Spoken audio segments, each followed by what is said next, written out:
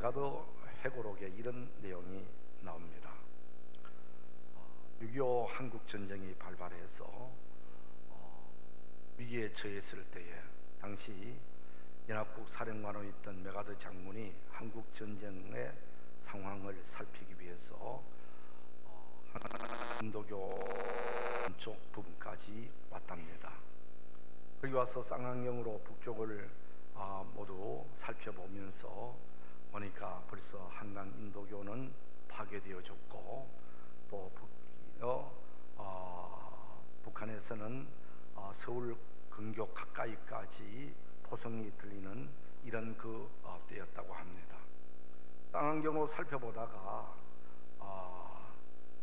한강 인도교가 끊어진 그 다리 아래는 그 끄트머리에서 한 병사가 부동 자세로 이렇게 경계를 쓰고 있는, 보초를 쓰고 있는 모습을 보게 되어집니다. 모든 사람들은 거의 자기 살겠다고 지휘관들도 다 도망을 가고 지휘계통도 무너지고 있는, 이제 금방 있으면은 북한 국계들이 남쪽으로 또 이렇게 올 이런 위기 상황인데도 불구하고 이 병사만큼은 꿋꿋하게 자기의 있는 자리에서 보초를 쓰고 있다라는 거예요. 좀 이상해서 지프차를 타고 그 병사에게로 갔답니다. 가서 물었답니다. 당신은 왜 끊어진 다리 앞에 아직도 서 있는가? 라고 했더니 그 병사는 이것이 제가 할 임무입니다 라고 하더라고요. 그러면은 언제까지 이곳에 서 있을 작정인가? 그랬더니 상부에서 새로운 명령이 하달될 때까지입니다 라고 하더랍니다. 이미 지휘체제는 무너졌고 지휘관들은 어디로 갔는지 알 수 없는 이런 그 험악한 상황인데도 불구하고 이 병사는 자기 위치에서 자기의 자리에서 꿋꿋하게 변함없이 자기 임무를 수행하고 있더라는 것이죠. 이 모습을 보고 메가더 장군은 감동을 받았다는 거예요. 이런 군인이 있는 나라는 절대로 망해서는 안 된다 라고 마음에 결심하고 돌아가서 미군들에게 출동 명령을 내리고, 그리고 인천 상륙작전을 계획하고 감행해서 패배에 짙은 우리 한국을 다시 전세를 바꾸어 남쪽이라도 이렇게 자유 대한민국을 만들게 됐다라는 이런 그 기록이 나와 있습니다. 그러면 한 병사의 꿋꿋한 자기 위치, 자기 임무를 감당하는 것이 어쩌면 우리 대한민국을 살렸다라고 할 수 있는 것입니다. 옛날에는 머리가 좋고 똑똑한 사람, IQ가 높은 사람들을 좋아했습니다만은 지금은 유머 감각이 있고 사람들을 즐겁게 하고 다른 사람을 감동시키는 이런 EQ 시대다. 감동 받기를 좋아하는, 감동을 주는 사람들을 좋아하는 이런 그 시대다라고 할 수 있습니다.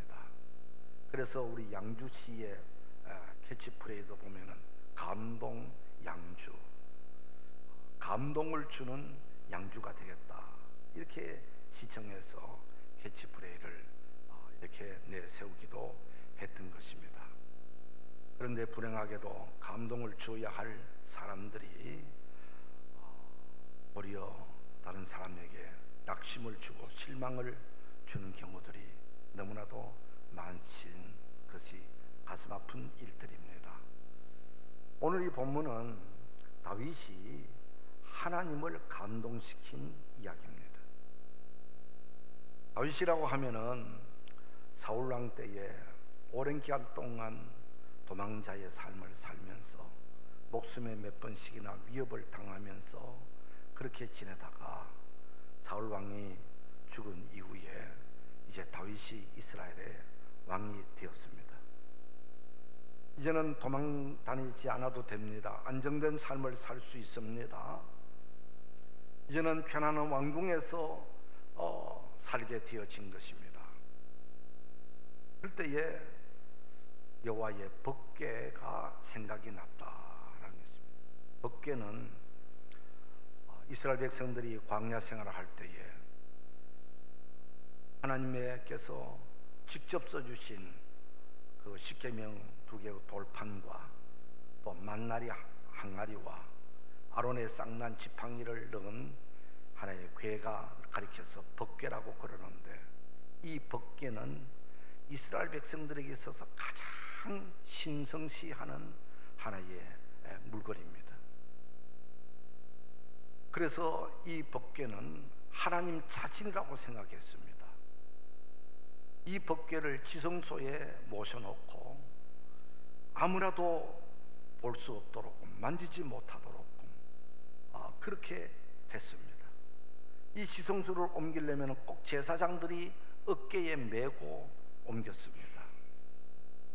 많은 사람들이 마음대로 접근하지 못하도록 했던 이 지상의 하나님과 같은 이런 것이 바로 옛날 법궤였습니다. 그런데 이 법궤가 엘리샤 사장 때에 블레셋에 뺏겼습니다. 뺏겼다가 참 여러 가지 우여곡절 끝에 다시 이스라엘로 돌아왔지만은 사울 왕 시대 때는 이 법궤를 찾아보지도 않았어요. 저 시골 기란 여아람인 곳에 그냥 방치되고 말았어요. 그러다가 다윗이 왕이 되고 나서 그렇게 지상의 하나님의 보좌와 같은, 하나님 자신과 같은 이 법궤에 관심을 갖고 법궤를 예루살렘으로 옮기는 일을 하게 됩니다. 이 법궤를 옮길 때는 거국적인 행사로 나라 안의 모든 고관 대작을 다 함께 참여시켜서 찬양을 하고 나팔을 불면서 그 법궤를 예루살렘으로 옮겨옵니다. 그때 이 다윗은 너무 좋아서 법궤 앞에서 춤을 추었다고 했습니다. 그렇게 해서 그 법궤를 궁전 가까운 예루살렘에다가 모시기는 했지만은, 그러나 그곳 모신 그곳은 바로 회막 천막이었습니다. 완전한 어떤 건물이 아니라 어떤 간이적인 그 회막 천막과 같은 곳에다가 법궤를 옮겨놨습니다. 어쩌면 다윗은 이것으로 참 됐다라고 생각했을지 모르겠습니다. 그러던 어느 날 다윗이 문득 생각하기를, 나는 백양목 궁에 지금 거하거늘 여호와의 궤는, 여호와의 궤라는 것은 법궤를 말하고 법궤는 곧 하나님 자신입니다. 여호와의 궤는 회막 천막 가운데 있구나, 이런 생각을 갖고 나단 선자를 불러다가 그 이야기를 하는 겁니다. 나는 백양목궁에 거하는데 하나님의 궤에는 지금 회막 천막이 있지 않느냐. 그랬더니 이 말은 무슨 말입니까? 지금까지 하나님을 제대로 모시지 못했는 것이 너무 마음 아프다, 이런 회개가 담겨 있는 것이죠. 내가 하나님에게 너무 무관심했구나 하는 이런 그 스스로의 자책과 회개, 하나님 앞에 죄송한 마음이 담겨져 있는 말이고, 또 다른 말은 이제라도 하나님의 궤가 모시는 있는 그 성전을 내 궁궐보다도 더 아름답게, 더 예쁘게, 더 멋있게 지어드려야 되겠다라는 이런 그 자기 마음의 표현이었죠. 그때 이 이야기를 들은 나단 선지자는 하나님께서 왕과 같이 하시니까 왕이 마음먹은 대로 하시면 되겠습니다 라고 했는데, 그날 저녁에 하나님께서 나단 선지자에게 나타나셔서 너는 내 종 다윗에게 가서 이야기를 하라라고 말씀하시면서 나단에게 주신 하나님의 말씀은 내가 언제 백향목으로 내 집을 지어달라고 했느냐, 그리고 너는 전쟁을 통해서 피를 많이 흘렸기 때문에 네 손으로 거룩한 성전을 지어서는 안 된다. 하나님이 거절하신 거예요. 다윗은 하나님을 위해서 정말 뭔가 해드리고 싶어서 마음 중심으로 이야기를 했고 고하했는데 하나님은 그것을 거절하신 거예요. 그러면서 그 뒷부분에 보면은 하나님은 그 다윗의 중심 어린 그 마음을 너무 기뻐한 거예요. 너무 좋아한 거예요. 다윗이 무엇을 바라면서 조건부로 한 것이 아니고 정말 마음 중심에서 마음 깊은 곳에서 우러나오는 진심 어린 말로 하나님을 위해서 뭔가 해드리고 싶습니다. 하나님을 좀 더 높여드리고 싶습니다. 하나님을 좀 더 잘 모시고 싶습니다. 하나님을 내 집보다도 더 좋은 곳에서 거할 수 있도록 해주겠습니다 라는 이 다윗의 중심, 다윗의 이 마음을 하나님은 흐뭇하게 받으시고 하나님께서 놀라운 축복의 세 가지를 약속해 주시는 것을 보게 됩니다. 우선 여기서 우리가 생각해 볼 것은 다윗이 선지자에게 한 말을 하나님이 들으셨다고 하는 것입니다. 다윗이 지금 성전을 건축해서 봉헌한 것도 아닙니다. 다윗이 지금 성전 건축하겠다고 지금 건축을 시작한 것도 아닙니다.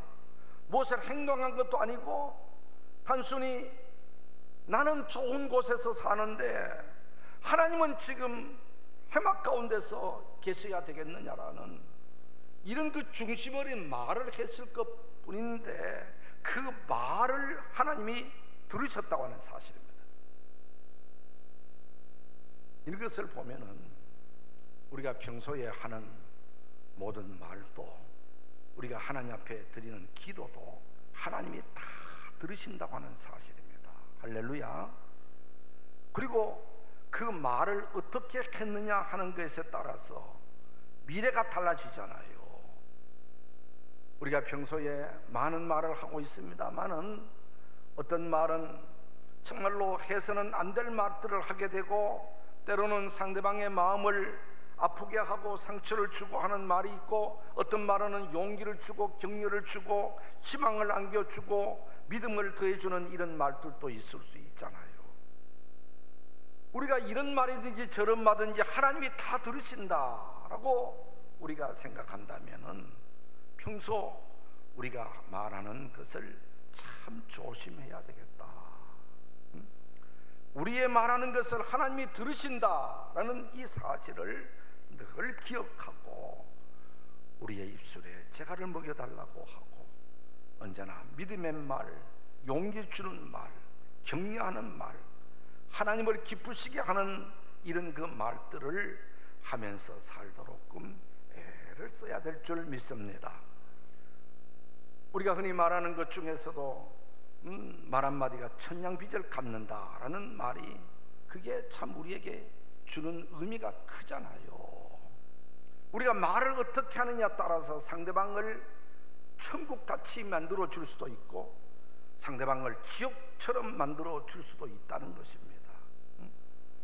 말 한마디가 돈으로 환산할 수 없는 그런 그 힘이 있다고 하는 것입니다. 우리가 그 옛날 이야기 중에 이런 이야기가 있죠.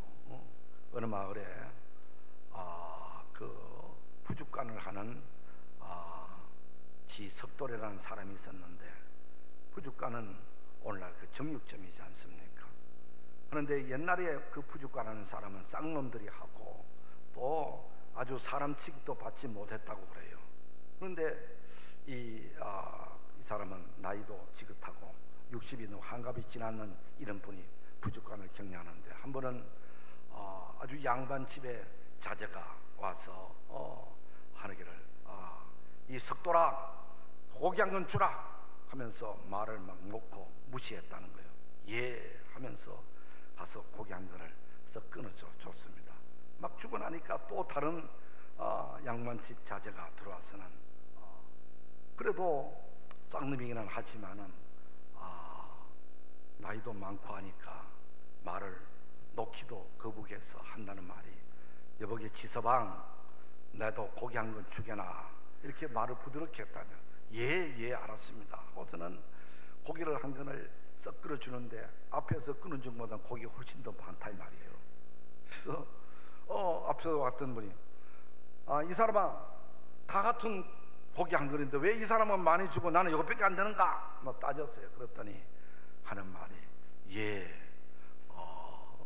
앞서 그 것은 돌쇠 지석이가 끊어준 것이고 지금 고기는 지서방이 끊어준 것이기 때문에 다른 겁니다 그랬다죠. 이 말 한마디가 말이죠, 상대방을 기분 나쁘게 하고 상대방을 기분 좋게도 하고 한다는 이런 그 이야기지요. 그래서 오늘 우리가 하나님 앞에 기도하는 것이라든지 우리가 사람들과의 대화하는 것이라든지 우리의 말로 우리의 미래를 만들어가는 거, 인생을 만들어가는 거예요.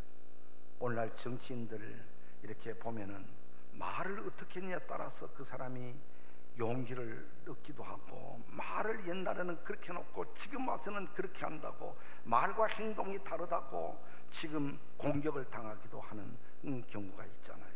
그래서 우리는 참 말은 하나님이 들으신다는 사실입니다. 그런데 이 다윗의 말을 하나님이 들으셨어요. 나는 지금 백양목궁에 사는데 하나님은 지금 해막 가운데 휘장 가운데 있었어야 되겠습니까? 이 말 한마디가 하나님을 감동시켜 하나님께서 다윗에게 3가지 복을 주셨는데 그 첫 번째 이 복은 바로 이 이름을 많은 사람들에게 중에서 가장 존귀하게 명예롭게 높여주겠다라는 말씀을 9절에서 하고 있습니다.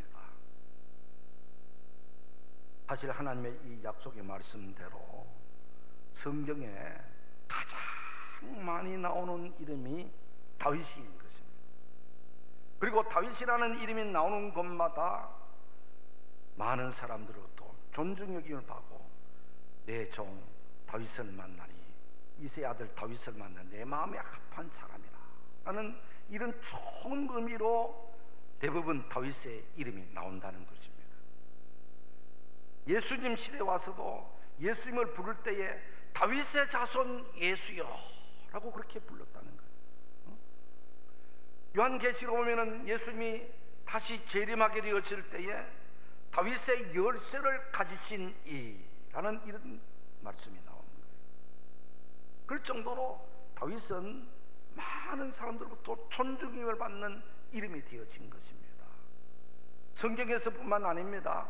지금 이스라엘은 국기도 보면은 다윗의 별을 그려놓고 이스라엘 국기를 삼고, 또 이스라엘 사람들은 지금도 다윗이 살아있다고 그렇게 생각하는 거예요.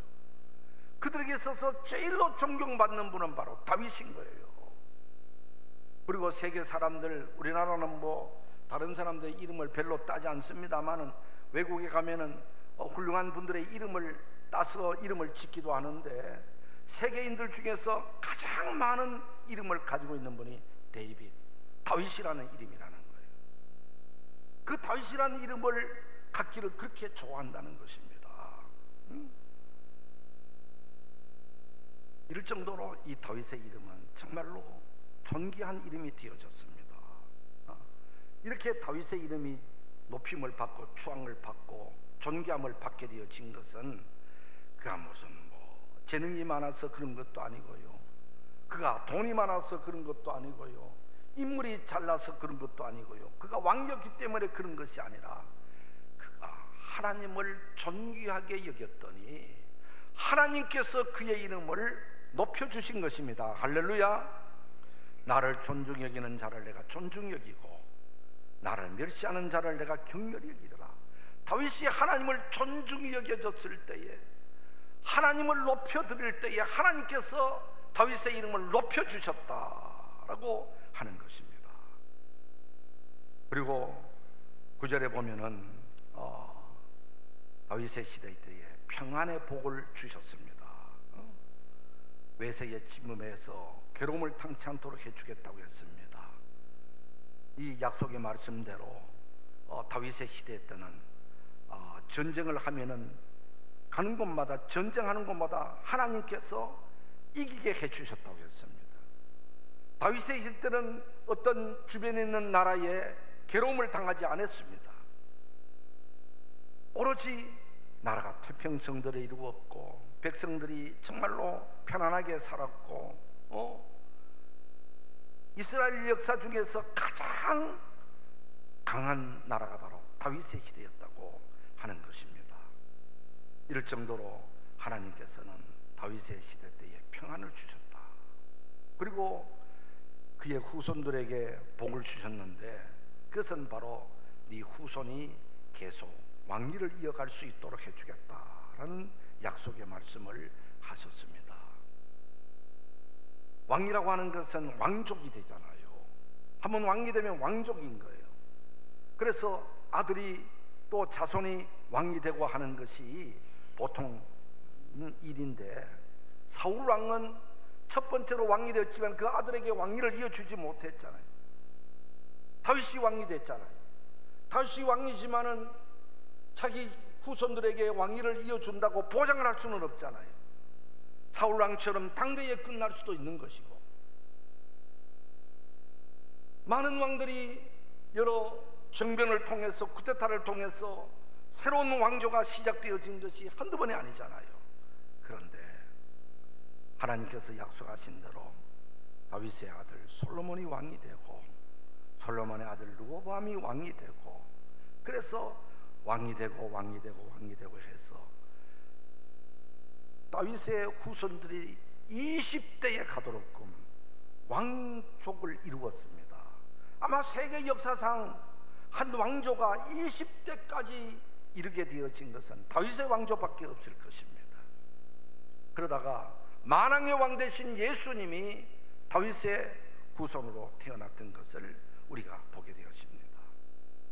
하나님께서 약속하신 대로 명예의 복을 다윗은 받았고, 그리고 평안의 복을 받았고, 자손의 복을 받았습니다. 이 모든 것들이 다윗이 하나님을 기쁘시게 해드림으로, 진정성 있는 말 한마디 함으로 통해서 정말로 하나님을 위해서 하나님을 높여드려야 되겠다는 그 뜨거운 마음의 중심을 표현함으로 통해서 하나님은 그 마음을 받으시고, 하나님은 그 중심을 받으시고, 하나님은 기뻐하시면서 다윗에게 이런 놀라운 은혜와 복을 내려주셨다라고 하는 것입니다.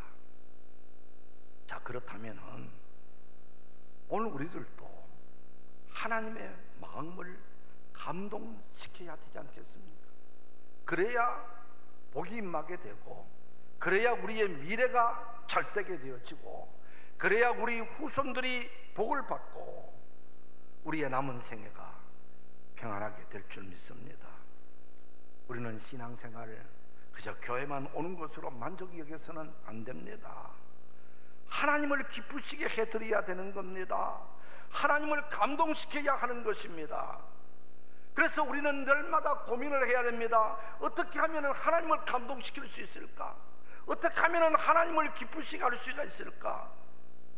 우리의 생활 속에 일어나는 모든 일들 가운데서 뭔가 하나님을 감동시키는 일들을 하기 위해서 애를 쓰고 노력하고 고민을 하고, 그런 일이 주어지면은 주저하지 말고 앞장서서 우리가 하나님을 감동시켜야 될 줄 믿습니다. 하나님은 우리의 말을 들으시고 우리의 행동을 보시고, 하나님은 우리의 모든 것을 살펴보고 계십니다. 하나님은 불꽃 같은 눈으로 우리의 모든 것을 다 알고 계신다 이 말이에요. 그러므로 우리는 그저 교회 다니는 것으로만 만족이 있지 말고 하나님을 감동시키는 사람이 되어야 되겠다라는 겁니다. 경영학 이론에 보면은 이런 이야기가 나옵니다. 돈을 벌려면 고객을 감동시켜라. 고객을 설득하려고 하지 말고 감동하게 하라. 고객은 설득당하는 것을 싫어한다라는 이런 말이 있습니다. 여기에 고객이라는 말에다가 하나님이라는 말로 좀 바꾸어서 이야기할 수도 있지 않겠는가. 그렇다면은 하나님을 감동시켜라. 하나님을 설득시키려고 하지 말고 감동하게 해라. 하나님은 설득당하는 것을 싫어한다라는 말이죠. 그렇습니다. 우리가 하나님을 설득하려고 하지 말고 하나님을 감동시키면은 하나님의 은혜와 복이 임하게 될 줄 믿습니다. 성경에 보면은 예수님을 감동시킨 사람이 바로 로마의 백부장이고 향료갑을 깨뜨린 마리아가 예수님을 감동시켰잖아요. 그리고 솔로몬은 1000번제를 드림으로 하나님을 감동시켰잖아요. 다니엘은 이방 나라에서 목숨을 걸고 하나님의 뜻대로 살기로 작정하고 하루에 3번씩 기도함으로 하나님을 감동시켰잖아요. 그래서 총리가 됐잖아요. 다윗은 어떻든지 하나님을 높여드리려고 했었을 때 하나님은 다윗을 통해서 감동을 받으셨다면 오늘 나는 무엇으로 하나님을 감동시킬까? 무엇으로 하나님을 감동시킬까? 우리가 고민하고 생각해서 하나님을 감동시키는 성도들이 되기를 주의 이름으로 축복합니다. 기도합니다. 오늘의 시대가 감동의 시대라고 하는데 사람에게 감동시키는 것도 귀한 일이지만 하나님을 감동시키는 다윗 같은 사람이 되기를 소원합니다. 주여, 하나님이 기쁘시게 하는 일이라면은, 하나님이 감동받을 만한 일이라면은 주저하지 말고 앞장서서 그 일을 함으로 우리의 미래를 밝게 만들어가는 우리 모든 성도들이 되게 해 주시옵소서. 예수 그리스도의 이름으로 기도드리옵나이다. 아멘.